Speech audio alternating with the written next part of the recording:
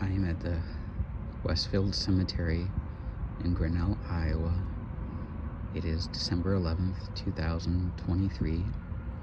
I am at the grave of Paul Losi Crum, who I am here to honor today, and who I remember in my years growing up in Grinnell, Iowa, as a kind, gentle, articulate, and accomplished man.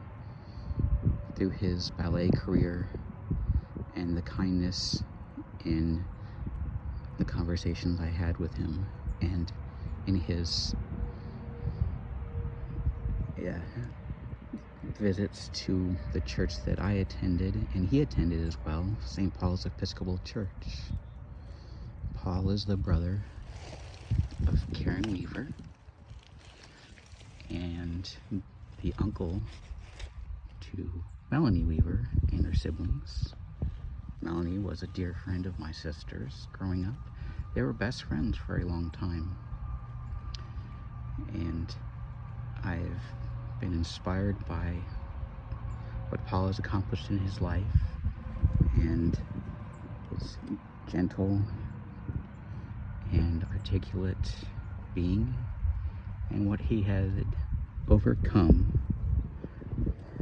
which we still struggle to be more compassionate with and understanding of. This I wrote today in honor of Paul, and I would like to read that. This is actually dedicated to Paul and my sister, Kathleen Irving, who both died on December 11th. Paul, as you see, died on December 11th, 2011. My sister Kathleen died on December 11th, 2017. 6 years apart. 6 years ago today that my sister passed away, and 6 years before that Paul passed away. And an interesting footnote, when my father passed away, he was 66 years old. And I would like to share something special in remembrance of all of them at the end of this reading.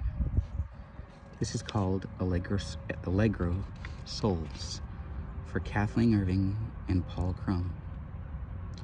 A happy soul is the best shield for a cruel world. Atticus.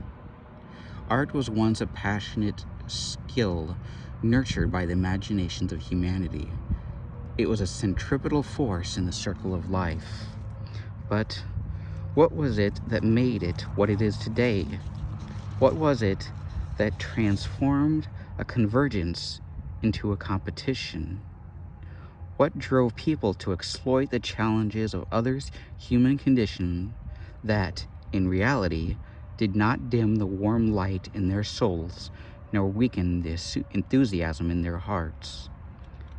You both will forever be such a force of lived expression in an adverse humanity. From your symphony of graceful choreographed movement to your raw vocal exclamation of the truths before you, your lives were in expressed authenticity. Maybe your stride and diction did not match did not match or harmonize in unison with the rest of the world. Maybe your minds processed reality in an abnormally honest or reassuringly imagined way, but who persevered with courageous authenticity, stoked by a tender heart and enthusiastic soul? You, both of you. Paul, it is my understanding that you toured in your ballet career until the year 1972, though a piece your sister sent to me that you had written stated 1975. What a coincidence, but what I see is even more of a coincidence, but a great symbolic gesture from the universe, God, and all the angels above, that my sister Kathleen was born in 1972 and I was born in 1975. You know, our little town needed you both. Your gentle mannerisms and soft enunciation were the yin to the sometimes yang of my sister Kathleen's enthusiastic voice and equally enthusiastic expressions. Remember, yin and yang are of balance, not of good and bad.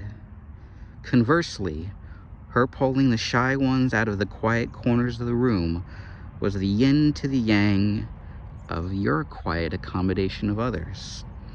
There are 6 years between your passing on December 11th, 2011, Paul, to your passing on December 11th, 2017, Kathleen.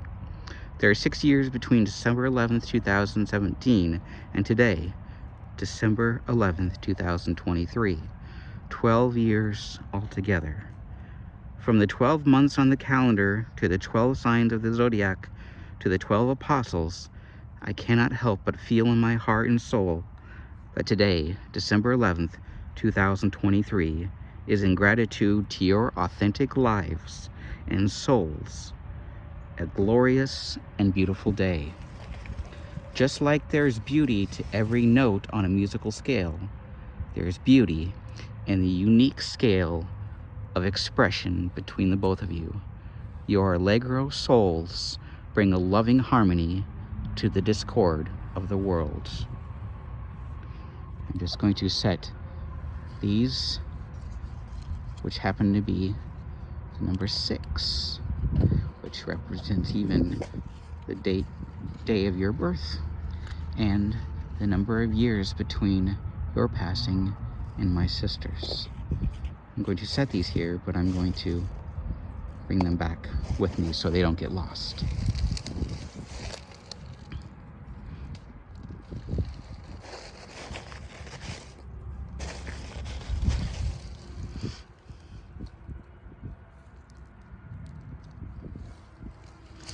These are worry dolls that my mother held for many years and that I had acquired after her passing.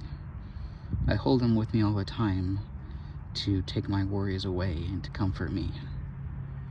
I know now that you're at peace with no worries, and that comforts me for the future.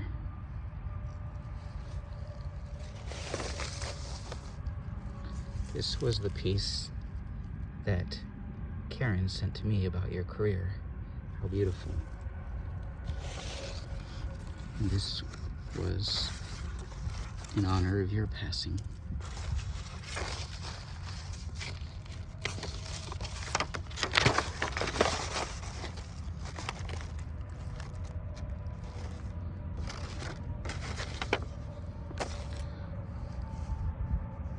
Godspeed, Paulo Cicrone. Wishing you much love and eternal peace and joy. I know that you are dancing in heaven.